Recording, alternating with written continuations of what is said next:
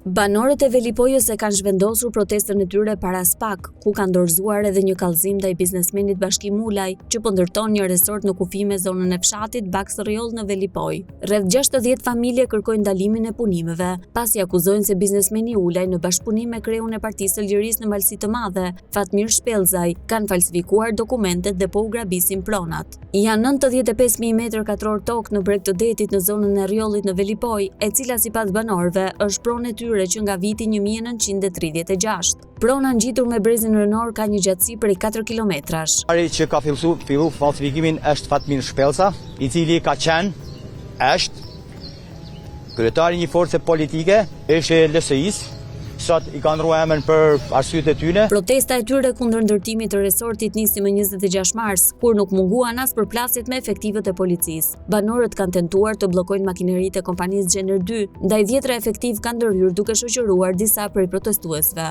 Lidhur me këtë ngjarje ka ardhur një reagim zyrtar edhe nga vetë kompania Gjener 2, e cila sqaron se për projektin Blue Borgo kanë respektuar me korrektësi të gjitha normat ligjore dhe institucionale, duke përfshirë këtu edhe dëgjesat publike me banorët e zonës. Në 31 dhjetor të vitit 2024, biznesmeni Bashki Mulaj së bashku me dy vëllezërit e tij, Astrid dhe Ahmet Ulaj, morën statusin e veçantë investitor në struktura akomoduese me 5 yje, status special për ndërtimin e resortit turistik Blue Borgo në bregdetin e Velipojës. Fshati turistik me vila hotele luksoze parashikohet të ketë një sipërfaqe prej 147.2 hektarësh.